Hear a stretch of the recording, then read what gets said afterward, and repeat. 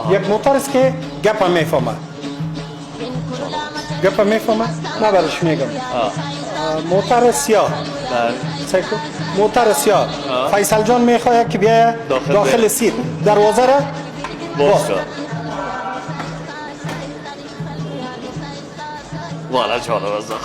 حال بگو اجازه است که فیصل داخل بره. پس دروازه را قایم کو که دل ما نشه چکر بریم. دو دروازه دیگه میره. شاه. صحیح است؟ موتر یک ریموت داره. این آیشه اصل تکنیک پیش خودت بوده. ریموت داره که توسط ریموت. بله. وقتی شما همراه مهمانایتان میین از بیرون ریموت میکنین دروازه باز میشه.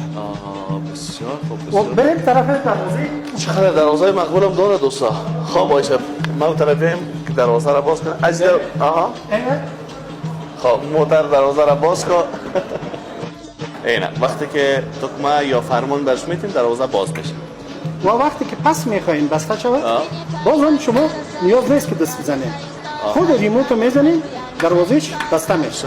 ما حالا برش میگم که فیصل جان میخواد بیاید داخل دروازه باز. هشماسی رو بدیم مزبط. بیاین دوستان عزیز که این موتر زیبا رو هم با معرفی بگیریم. آیشه فکر کنم کمپانی که موتر را ساخته شرکت نیسان است. خب یک موتر بسیار زیبا دوستان موتر فامیلی و همچنان موتر چکری که